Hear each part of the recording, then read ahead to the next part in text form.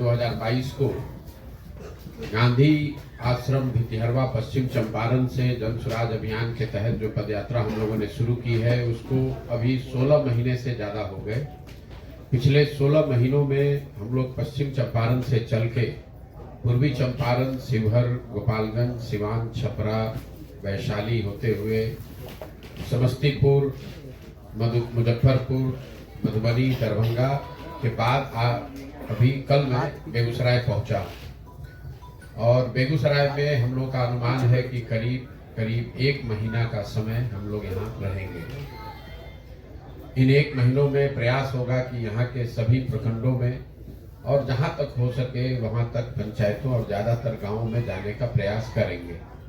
पदयात्रा के जो 3 उद्देश्य हैं वही बात बेगूसराय में भी की जाएगी। पहला उद्देश्य ये है कि गांव-गांव में जाकर लोगों को ये बताया समझाया जाए कि अगर बिहार की गरीबी, पिछड़ापन, परेशानी, भ्रष्टाचार से आप राहत चाहते हैं तो कहीं न कहीं आपको अपने और अपने बच्चों के भविष्य के लिए वोट करना होगा। क्योंकि अगर आपने जन स्वराज के संवाद को देखा होगा तो मेरा पूरा फोकस उस पर एक ही बात पर है कि आप चाहे 5 बरस जितनी भी बातें कर लें, चाहे आप अपनी जिन समस्याओं की चर्चा कर लें, उसमें सुधार तो तब होगा जब अपनी समस्या पर आप वोट करेंगे। एक प्रश्न आपने देखा होगा, हम लोग 4,500 गांव जहां गए वहां हर जगह मैं करता हूं कि भैया पढ़ाई की व्यवस्था सुधरनी चाहिए या नहीं सुधरनी चाहिए, और करीब 100% लोग हाथ उठाकर ये बताते हैं कि नहीं, व्यवस्था तो सुधरनी चाहिए। और उसके साथ ही मैं एक सवाल पूछता हूं कि आप अपने बच्चों के नाम पर बताइए कि क्या आपने जीवन में कभी पढ़ाई के लिए वोट दिया है? अभी तक 4,500 गाँव में एक भी व्यक्ति ऐसा नहीं है जिसने ये कहा हो कि मैंने पढ़ाई के लिए वोट किया है। ये दर्शाता है, ये एक सिर्फ उदाहरण के तौर पे मैं लोगों को दिखाता हूँ कि आपकी जो परेशानी है उसकी समझ आपको है, उसकी चर्चा आप करते हैं, आप उसमें सुधार चाहते हैं, लेकिन आप उसके लिए वोट नहीं करते हैं। तो जन स्वराज पदयात्रा का जो पहला उद्देश्य है कि पहले लोगों को ये जागृत किया जाए, समझाया जाए कि भाई आपकी जो परेशानी है, समस्या है, उस पर आप वोट कीजिए। दूसरा उद्देश्य ये है कि अगर लोगों की बात ये समझ में आ भी रही है, फिर भी विकल्प के अभाव में लोगों को मजबूरी में भाजपा के डर से लालू जी के डर से भाजपा को जो वोट करना पड़ता है, उस स्थिति से लोगों को छुटकारा मिले। इसके लिए जरूरी है कि बिहार में एक नया विकल्प बने, और वो विकल्प किसी व्यक्ति, प्रशांत किशोर, किसी जाति विशेष, किसी परिवार का विकल्प ना हो, बिहार की जनता का विकल्प हो। तो पदयात्रा का दूसरा उद्देश्य यही है कि जब पूरे बिहार में चला जाए तो हर प्रखंड, हर पंचायत, गांव से ऐसे लोगों को चिन्हित करके निकाला जाए जो बिहार में एक नई व्यवस्था, नया दल बनाना चाहते हैं। पूरे अभियान को शुरू करने से पहले बिहार में एक मैंने स्टडी कराया था जिसमें ये पता चला कि करीब 55%, मतलब आधे से ज्यादा लोग बिहार में ऐसा सोचते हैं कि बिहार के विकास के लिए बिहार में एक नया दल, नया विकल्प बनना चाहिए। ये जरूरी नहीं है कि वो सब जन स्वराज को चाहते हो, लेकिन लोग ऐसा, आधे से ज्यादा लोग समझते हैं कि बिहार में एक नए दल, ये नए विकल्प की जरूरत है, क्योंकि उनका मानना है कि लालू, नीतीश, भाजपा से तो बिहार में सुधार होने वाला नहीं है। तो ये पदयात्रा का दूसरा उद्देश्य है कि ऐसे लोगों को इकट्ठा करके, उनकी मदद करके एक ऐसा विकल्प बनाया जाए जो सही मायनों में जनता का विकल्प हो। और तीसरा पदयात्रा का उद्देश्य है कि बिहार के हर पंचायत का अलग अलग 8,500 पंचायतों का वहाँ जमीन पर वहाँ की स्थिति का आकलन किया जाए और वहाँ के अगले 10 साल की विकास का योजना बनाया जाए। जैसे मैं बेगूसराय में जब रहूंगा तो यहाँ के हर एक पंचायत, चाहे मैं वहां जाऊं या ना जाऊं, संभव है कि मैं आधे पंचायत में जाऊंगा, आधे में न पहुंच पाऊं, लेकिन हर बेगूसराय छोड़ने से पहले बेगूसराय के हर एक पंचायत की अगले 10 साल की योजना बनाकर ही निकलेंगे।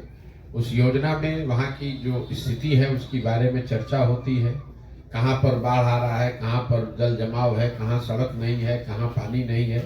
लेकिन जो सबसे बड़ी बात है इस योजना की कि हर पंचायत के लिए 3 सुविधाएं हम लोग बनाने की बात कर रहे हैं कि हर पंचायत में रहने वाले बच्चों के पढ़ने की अच्छी व्यवस्था कैसे बनाई जाएगी। दूसरा, हर एक पंचायत में 800 से 1200 नए रोजगार के अवसर कैसे पैदा किए जाएं ताकि बेरोजगारी और पलायन पर रोक लगे। और तीसरा, हर पंचायत में जो खेती हो रही है उसको खाने वाले खेती से कमाने वाले खेती में कैसे परिवर्तित किया जाए। तो पदयात्रा के ये 3 उद्देश्य हैं। लोगों को जागृत करना कि लोग अपने और अपने बच्चों के भविष्य के लिए वोट करें। दूसरा उद्देश्य है कि लोगों को विकल्प के अभाव में गलत दल को वोट न करना पड़े, इसलिए जनता को एक साथ लाकर नया दल, नया विकल्प बनाना। और तीसरा, बिहार के विकास के लिए अगले 10 साल की पंचायतवार एक योजना बनाना ताकि अगले 10 साल में बिहार को देश के 10 अग्रणी राज्यों में शामिल कराया जा सके। ये पदयात्रा का उद्देश्य है। बेगूसराय में अभी कल आए हैं, अब यहाँ चलना शुरू करेंगे और जो यहाँ देखेंगे उसके बारे में आपसे चर्चा करेंगे। जो अभी तक का अनुभव रहा है पदयात्रा में, उसके जो मुख्य बिंदु हैं मैं आपको वो बता देता हूँ। जो 16 महीने में अभी तक मैंने जो देखा समझा, बिहार में सबसे बड़ी समस्या बेरोजगारी और पलायन। 4500 गांव में घूमने के बाद मैं ये विश्वास से कह सकता हूं कि यहाँ की सबसे बड़ी समस्या लोगों की नजर में बेरोजगारी और पलायन है। आप ये कह सकते हैं कि ये तो सबको पता है, इसके लिए आपको गांव में जाने की क्या जरूरत है, इतनी पदयात्रा करने की क्या जरूरत है। ये तो बात ठीक है कि हम लोग को मालूम है कि बेरोजगारी और पलायन बहुत बड़ी समस्या है, लेकिन इसके जो सामाजिक और आर्थिक पहलू है, इसकी जो विकरालता है, वो पदयात्रा के दौरान दिखी है। शायद ही कोई ऐसा गांव है जहां से 40 से 50% युवक बाहर पलायन के लिए नहीं गया है। दूसरी बात, कई बार हम लोग को लगता है कि पलायन जो है ये गरीबों की समस्या है। ऐसी बात नहीं है। बिहार में चाहे आप गरीब हैं या समृद्ध, पलायन और बेरोजगारी सबके लिए समस्या है। जो गरीब आदमी है वो मजदूरी करने के लिए पलायन कर रहा है, जो समृद्ध लोग हैं उनके बच्चे पढ़ाई और नौकरी के लिए पलायन कर रहे हैं। पलायन सबको करना है। इससे परिवार की जो परिकल्पना है वही बिहार में करीब करीब खत्म हो गई है। शायद ही कोई ऐसा परिवार है जहां 3 पीढ़ी के लोग, पति पत्नी बाल बच्चे माँ बाप साथ में रहते हैं। बहुत इक्का दुक्का ही कोई मिलता है। ज्यादातर लोग कोई ना कोई पीढ़ी, कोई इलाज के लिए, पढ़ाई के लिए, नौकरी के लिए, मजदूरी के लिए उसको बाहर ही रहना है। नतीजा ये हुआ है कि गाँव में आप जाएंगे तो आपको औरतें मिलती हैं, बच्चे मिलते हैं, बूढ़े लोग मिलते हैं, नवयुवक नहीं मिलते हैं। जिन पंचायतों में, प्रखंडों में बाढ़ की स्थिति है, बाढ़ आती है, वहां पर पलायन का लेवल 60, 70, 80% तक है। दूसरी, कई बार लोग बोलचाल की भाषा में बताते हैं कि भाई बिहार में तो लोगों को काम मिलता है, लोग काम नहीं करता है, बाहर जाता है। ऐसी बात नहीं है। इसके जो आर्थिक पहलू को हम लोगों ने देखा, जो औसतन जो लोग बाहर जा रहे हैं वो 12,000 से 15,000 रुपए कमा पा रहे हैं और वो अपनी सारी मेहनत के बावजूद घर पर 6,000 से 8,000 रुपया प्रति माह वापस भेजते हैं। कमोबेश बेरोजगारी की स्थिति भी यही है। ऐसा नहीं है कि जो सिर्फ गरीब आदमी है वही, उसी के बच्चे बेरोजगार हैं, वो परेशान है। पढ़े लिखे समृद्ध परिवार में बेरोजगारी की समस्या ज्यादा भयानक है, क्योंकि उनके बच्चे मजदूरी कर नहीं सकते हैं। और जो बड़े किसान भी हैं बिहार के नजरिए से, 10 बीघा 15 बीघा जिसके पास खेत है, वो भी रास्ते चलते आकर हाथ जोड़ता है कि भैया किसी भी तरीके से अगर हमारे बच्चे को 20,000 की भी नौकरी मिल जाए, उसके लिए भी लोग हाथ जोड़ने को तैयार हैं। तो बेरोजगारी और पलायन ये सर्वस्पर्शी, हर वर्ग को प्रभावित करने वाली समस्या के तौर पर मुझे दिखी। दूसरी बड़ी समस्या बिहार में है, बिहार में शिक्षा व्यवस्था का पूरी तरीके से ध्वस्त हो जाना। ये भी एक ऐसी समस्या है जिसमें हर समाज का हर वर्ग वो बताता है कि बिहार में शिक्षा व्यवस्था पूरी तरीके से ध्वस्त हो गई है। जो स्कूलों की छवि है वो खिचड़ी बांटने के केंद्र के तौर पर, और कॉलेज की जो छवि है वो डिग्री बांटने के केंद्र के तौर पर है। कई लोगों को लगता है कि ये खिचड़ी बांटने से पढ़ाई यहाँ बिगड़ गया है। कुछ लोग ये भी बताते हैं कि भैया नियोजित शिक्षकों की गुणवत्ता की वजह से स्थिति खराब हो गई। बात ऐसी नहीं। अगर सिर्फ खिचड़ी बांटने से स्थिति खराब हो जाती तो 8वीं क्लास से ऊपर के जो विद्यालय हैं वहां पर तो खिचड़ी नहीं बट रहा है, वहां पर तो पढ़ाई होनी चाहिए। अगर सिर्फ नियोजित शिक्षकों की गुणवत्ता से ही स्थिति बिगड़ी होती तो बिहार में कॉलेज में पढ़ाई क्यों नहीं हो रहा है? कहीं ना कहीं इस बात को अगर आप गंभीरता से देखेंगे तो पता चलेगा कि पिछले 25-30 वर्षों में शिक्षा जो है वो सरकार और समाज, मैं समाज को अंडरलाइन कर रहा हूं, सिर्फ सरकार नहीं, समाज और सरकार दोनों की प्राथमिकताओं में शिक्षा अब रह ही नहीं गया है। जो समाज भी है वो भी लोग भी हैं, वो यही चाहते हैं कि हमारा लड़का जाए, वहां से पोशाक मिल जाए, साइकिल का पैसा मिल जाए, खिचड़ी मिल जाए। वो भी अपने बच्चे को पढ़ाने पर ध्यान नहीं दे रहा है। सरकार तो चाह ही रही है कि कोई न पढ़े, सब आदमी अनपढ़ रहे और इसी गदा गसोट में सब पढ़ा रहे। तो ये हुआ ये है कि ये समता मूलक शिक्षा नीति बनाने के नाम पर विद्यालयों का जो है विशुद्ध तौर पर सामाजिक कल्याण के केंद्र के तौर पर इसका इस्तेमाल किया जा रहा है। और हुआ नतीजा ये हुआ कि जहां विद्यालयों के बिल्डिंग बने वहां पर शिक्षक नहीं है, जहां शिक्षक हैं वहां विद्यालय नहीं है, जहां दोनों है वहां छात्र नहीं है, जहां तीनों है वहां पढ़ाई नहीं है। और पूरी तरीके से बिहार की शिक्षा व्यवस्था को ध्वस्त कर लिया गया। और ये हर आदमी मान रहा है। यहाँ शिक्षा व्यवस्था पहले भी बहुत बढ़िया नहीं थी, हम लोग कुछ सरकारी विद्यालय में पढ़े, लेकिन जिलों में 1, 2, 4, 5 विद्यालय ऐसे जरूर थे जहां पढ़कर आप कुछ अच्छा कर सकते थे। कमिश्नरी लेवल पे 2-4 कॉलेज ऐसे जरूर थे जहां अगर आपने नामांकन आपका हो गया तो आप जीवन में कुछ कर पाएंगे। उस चीज को लालू नीतीश के राज में पूरी तरीके से ध्वस्त कर दिया गया है।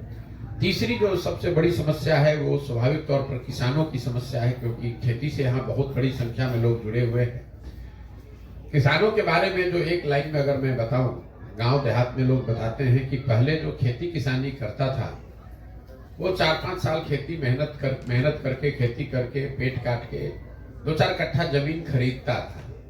आज किसानों की हालत ये है कि अगर आपके घर में कोई नौकरी नहीं करता है, बिजनेस व्यापार नहीं है, अगर आपके घर में बेटी की शादी हो जाए, कोई बीमार पड़ जाए, तो आपको 1-2 कट्ठा जमीन बेचना ही बेचना है, क्योंकि खेती किसानी करके सिर्फ आप पेट भर सकते हैं, उससे कमाने का उपाय नहीं है। किसानों की जो हालात हैं वो इतने बुरे इसलिए हैं कि उसके 3 कारण हैं। पहला, यहाँ बिहार में पिछले 75 साल में भूमि सुधार का लागू न होना। लोग इसकी ज्यादा चर्चा नहीं करते हैं, लेकिन बिहार बड़े राज्यों में शायद एकमात्र ऐसा राज्य है देश में जहां भूमि सुधार को पिछले 75 साल में लागू नहीं किया गया। नतीजा ये हुआ है कि 1/3 से ज्यादा जमीन, उसका मालिकाना हक डिस्प्यूटेड हो गया है। जमीन आपके पास है, रसीद किसी दूसरे के नाम पर कट रहा है, उसको ना बेच सकते हैं ना उसमें कुछ बेहतर कर सकते हैं। ये पूरी व्यवस्था जो है 1/3 से ज्यादा जमीन के ओनरशिप को लेकर डिस्प्यूट है। तो उस जमीन का जो प्रोडक्टिव यूटिलाइजेशन है वो हो नहीं पा रहा है। हजारों एकड़ जमीन जो भूदान में मिला या चकबंदी में निकाली गई या अलग अलग सरकार के प्रयासों से जमा हुआ या सरकारी जमीन था, जमींदारों से लिया गया, उस जमीन का ना सही तरीके से बंटवारा हुआ ना उसका कोई उपयोग हो रहा है। 1/3 जमीन के मालिकाना हक के डिस्प्यूट में होने से यहाँ जमीनों की प्रोडक्टिविटी को कम होना एक बड़ी समस्या है। दूसरी बड़ी समस्या है यहाँ जल संसाधन में जो कुप्रबंधन है। बिहार में 50% से ज्यादा जमीन बाढ़ से प्रभावित है और इसकी चर्चा भी खूब होती है। जब भी हम लोग जल संसाधन जल प्रबंधन की बात करते हैं तो बिहार में इसी की चर्चा होती है कि भैया कहाँ बाढ़ आता है, कहाँ बाढ़ से कितना नुकसान होता है।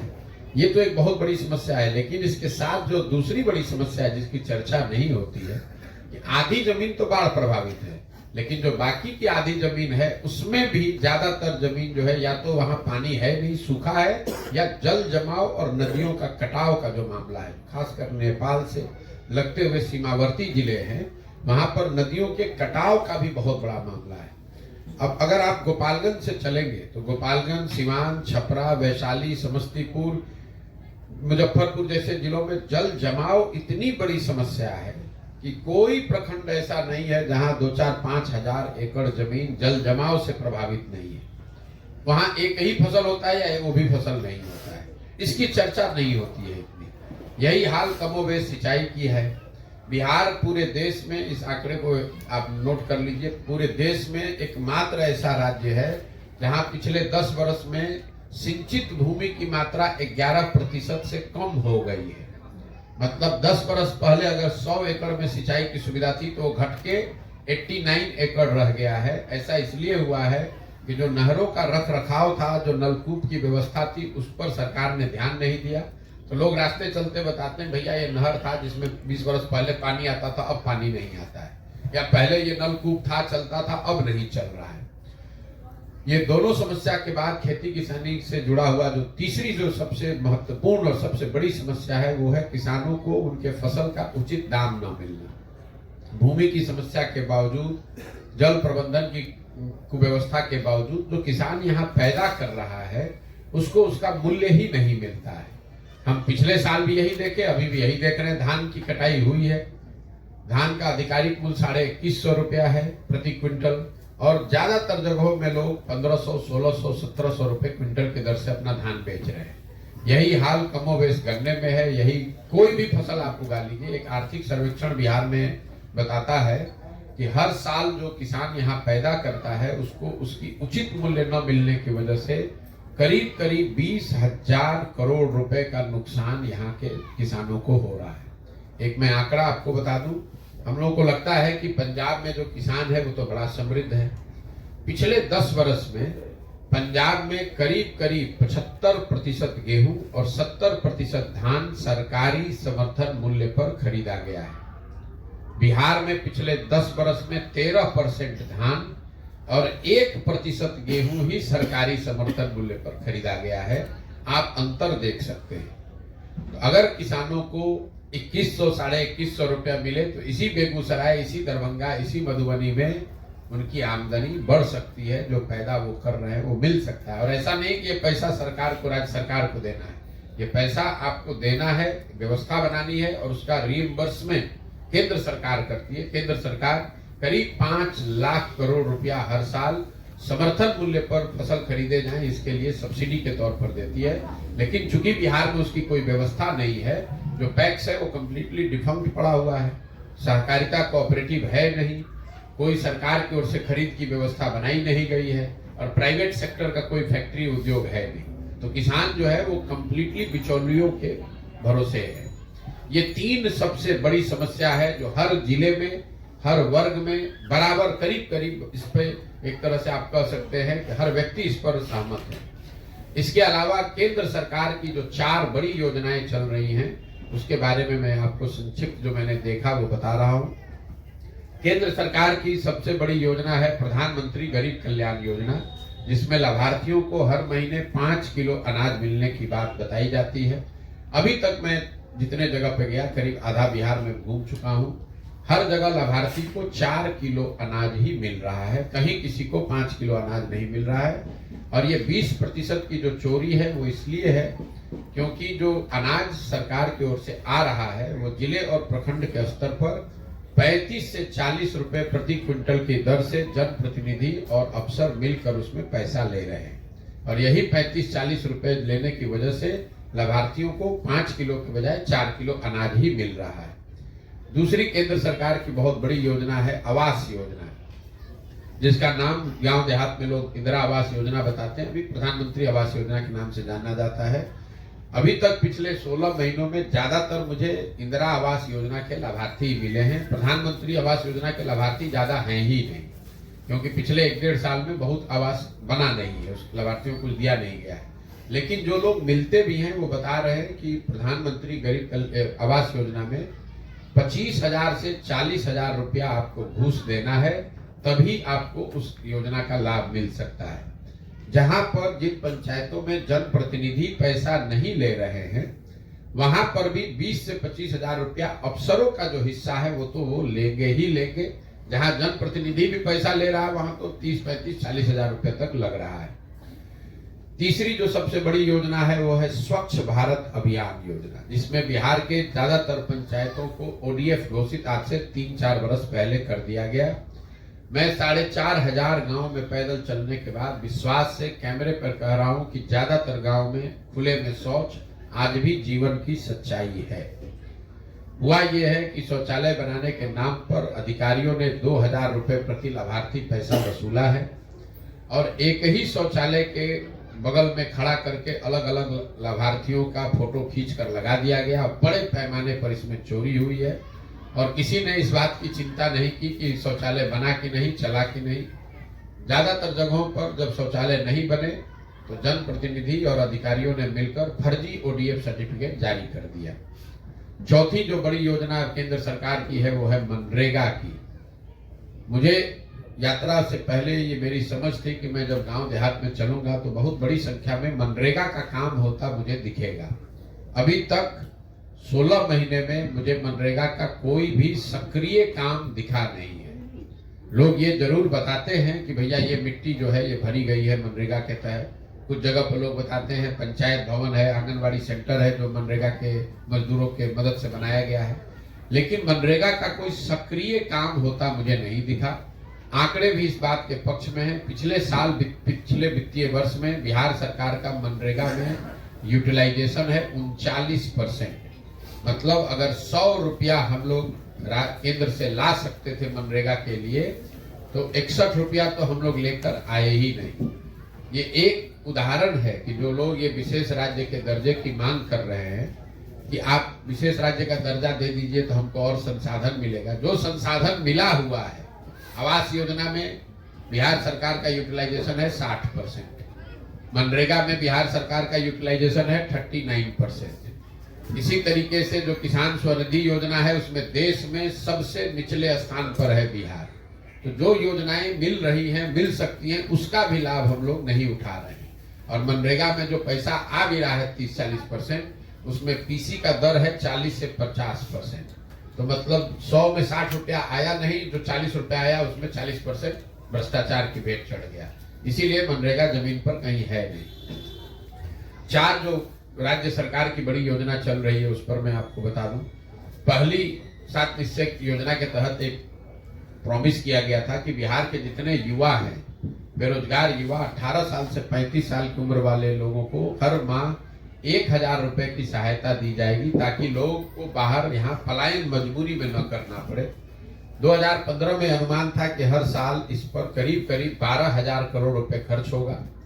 आज तक इस योजना को शुरू ही नहीं किया गया है। अभी तक इसका कोई लाभार्थी नहीं मिला, कोई सरकारी विभाग कौन इसको हैंडल कर रहा है ये नहीं पता चला, न कोई पत्रकार सवाल पूछता है। समाज में भी लोग इसको भूल ही गए हैं। दूसरी बड़ी योजना है स्टूडेंट क्रेडिट कार्ड की। 2015 में हम लोगों ने एक अनुमान किया था कि बिहार में 1/3 परिवार ऐसे हैं जो 12वीं के बाद अपने बच्चों को पैसे के अभाव में नहीं पढ़ा पाते हैं। योजना में ये बताया गया कि सरकार बैंकों के माध्यम से उन परिवार की मदद कराए, ताकि लोग अपने बच्चों को पढ़ा सकें। जब उनको रोजगार मिल जाए तो पैसा वापस कर देंगे। 1,25,00,000 परिवार के बच्चों को इसका लाभ 5 वर्ष में मिलना चाहिए था। अभी बिहार सरकार के अपने आंकड़े के हिसाब से पिछले 10 वर्ष में करीब 9 लाख परिवार के बच्चों को इसका लाभ मिला है, और इस योजना को भी करीब ठंडे बस्ते में ही डाल दिया गया है।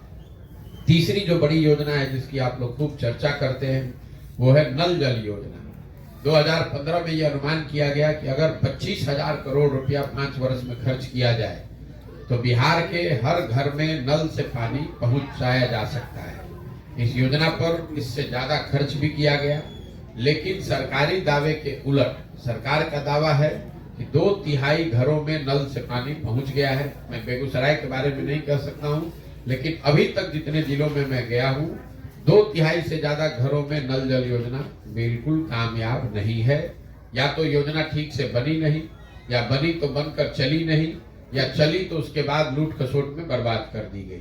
अभी सरकार ने फिर से इसको पंचायती राज से वापस लेकर पीएचडी को जो दिया है मेंटेनेंस का, ये काम भी पूरी तरीके से फर्जीवाड़ा है। इसमें पेपर पर ही लोग पीएचडी वाले ले रहे हैं, कहीं कोई मरम्मती या उसके दिशा में कोई सुधार के दिशा में प्रयास होता कम से कम मुझे अभी तक नहीं दिखा है। चौथी जो सबसे बड़ी योजना थी 7 निश्चय की, शायद आप लोगों को ध्यान न हो, नली गली के पक्कीकरण की योजना। 2015 में ये बताया गया कि 80,000 करोड़ रुपया हर साल 16,000 करोड़ रुपया अगर खर्च किया जाए तो 80,000 करोड़ रुपया खर्च करके बिहार के हर घर के नाली का पक्कीकरण किया जा सकता है, और उन नालियों को बड़े नाले से जोड़कर पानी को गांव से निकाला जा सकता है। ऐसा उस समय इसलिए किया गया था कि करीब 1/4 जो FIR घर जो झगड़े होते हैं गांव में, वो पानी के निकासी से जुड़े हुए थे, और लोगों की नजर में नालियों से निकलने के पानी निकालने की जो व्यवस्था है वो बहुत बड़ी समस्या है। नल जल नाली गली पक्कीकरण योजना के नाम पर पैसा तो बटा, लेकिन गांव में आप देखे होंगे ज्यादातर जगहों पर सड़क के किनारे बड़े नाले, बेतरतीब तरीके के नाले कुछ बनाए गए हैं, लेकिन घरों के नालियों का पक्कीकरण कहीं नहीं किया गया। न इन नालों से पानी को निकालकर बाहर ले जाने की व्यवस्था की गई। नतीजा ये हुआ है कि ज्यादातर जो नाले हैं या तो ये कूड़ेदान में परिवर्तित हो गए हैं, लोग उस पर भैंस बांध रहे हैं, गोबर पाथ रहे हैं, कूड़ा फेंक रहे हैं और पानी उससे कहीं नहीं निकल रहा है। 3 क्षेत्र जहां पर लोगों को रोजगार यहाँ मिल रहा है। पहला है अवैध शराब का कारोबार, दूसरा है बालू माफिया और तीसरा है ये जो अनाज में चोरी हो रहा है, इसको अनाज को पैसे में कन्वर्ट करने का जो नया माफिया बिहार में बन गया है। हर गांव पंचायत में 10, 15, 20 बच्चे ऐसे मिलते हैं जो शराब के अवैध कारोबार से जुड़े हुए हैं। रोड पर चलते हुए अगर आपको 10 ट्रक या ट्रॉली मिलेगा तो उसमें निश्चित जानिए कि 1, 2, 3 ट्रक या ट्रॉली ऐसा होगा जो बालू के अवैध ढुलाई के काम में लगा हुआ है। तो ये जो तीनों क्षेत्र है ये नए रोजगार के क्षेत्र हैं। शराब, अवैध शराब का कारोबार, बालू की अवैध जो काम हो रहा है वो, और जो अनाज में चोरी हो रही है, अनाज को चोरी करके पैसे में कन्वर्ट करना और फिर उसी अनाज को वापस डिस्ट्रीब्यूशन में डालना। हर जिले में एक ये नया अनाज माफिया पैदा हो गया जिसकी चर्चा अभी बहुत नहीं हो रही है, लेकिन जमीन पर इसकी बात सुगबुगाहट बहुत बड़े स्तर पर है। एक जिले में जो अनाज को पैसे में कन्वर्ट कर रहे हैं, ये करोड़ों में लोग डील कर रहे हैं। ये 3 क्षेत्र है जहां नए लड़के यहाँ रोजगार पा रहे हैं। 2 क्षेत्र जहां सुधार दिखा वो है सड़क और बिजली। सड़क निश्चित तौर पर बिहार में उसमें सुधार हुआ है। नेशनल हाईवे, स्टेट हाईवे में तो निश्चित तौर पर सुधार है, लेकिन ग्रामीण सड़कों की स्थिति कमोवेश वही है जो आज से कभी लालू जी के जमाने में होती थी। ग्रामीण सड़क चाहे वो पंचायती राज की हो, मुख्यमंत्री प्रधानमंत्री संपर्क योजना की हो या ग्रामीण कार्य विभाग की हो, उन सड़कों की स्थिति भ्रष्टाचार और रख रखाव के अभाव में करीब करीब वही हो गई है जो 2005 से पहले हुआ करती थी। दूसरा क्षेत्र जिसमें सुधार दिखा वो है बिजली। निश्चित तौर पर बिजली हर गांव, हर टोले, हर घर तक पहुंच गया है, इसमें कहीं कोई दो मत नहीं है। लेकिन बिजली को लेकर जो लोग अभी तक समस्या बता रहे हैं वो 2 है। एक तो लोगों की नजर में बिजली का बिल ज्यादा और गलत आ रहा है। लोग 10, 20, 50 हजार रुपए तक का बिल दिखाते हैं। एक बार बिल गलत आ गया तो DCLR और लोक अदालत का चक्कर लगाते रहिए, आपको कोई सुनवाई होने वाली नहीं है। दूसरी एक जो बड़ी समस्या लोग बता रहे हैं वो है स्मार्ट मीटर में रिचार्ज वाली बात। ये जो नई व्यवस्था सरकार ने बना दी तो जो बहुत गरीब आदमी है वो अपने स्मार्ट मीटर को रिचार्ज ही नहीं करा पा रहा है। पहले जब उसको बिल का भुगतान बाद में करना था तो एक बार बिल आ गया तो लोग कुछ पैसा बचाकर पेट काट के किसी तरह बिल जमा करते थे। अब जब रिचार्ज उसको एक बार में कराना है वो पैसा है ही नहीं। तो जैसे उज्ज्वला योजना में सिलेंडर लोग नहीं रिफिल करा पा रहे हैं, उसी तरह स्मार्ट मीटर में जो बहुत गरीब आदमी है उसको रिचार्ज नहीं करा पा रहे, ये समस्या लोग बता रहे हैं। एक अंतिम बात, बिहार में कानून व्यवस्था की बिगड़ती हुई स्थिति को लेकर जो चर्चा पदयात्रा के शुरू होने के दौरान सुगबुगाहट थी वो कहीं न कहीं जमीन पर अब सच्चाई के तौर पर दिख रही है। जब मैंने पदयात्रा शुरू की थी तो लोगों का ऐसा कहना था कि भैया महागठबंधन का सरकार बना है, RJD वाले आए हैं, देखिए कानून व्यवस्था शायद बिगड़ेगी। पिछले साल फरवरी मार्च आते आते मुझे जिलों में, प्रखंडों में लोग बता रहे हैं भैया इनका मर्डर हो गया, यहाँ डकैती हो गई, बहुत लॉ एंड ऑर्डर बिगड़ रहा है। और ये आंकड़ों में भी दिख रहा है। पिछले साल बिहार में जो FIR रजिस्टर्ड हुए हैं उसमें 24% की बढ़ोतरी है। 24% अधिक क्राइम, सरकार के आंकड़ों के हिसाब से भी 24% अधिक क्राइम पिछले साल हुआ है। तो अपराध को लेकर, कानून व्यवस्था को लेकर जो लोगों के मन में डर था वो कहीं ना कहीं अब दिख रहा है कि RJD के सरकार में आने के बाद से आपराधिक प्रवृत्ति के लोगों की ताकत, उनका मनोबल बढ़ा है और वो जमीन पर भी वो चीजें होती हुई दिख रही है।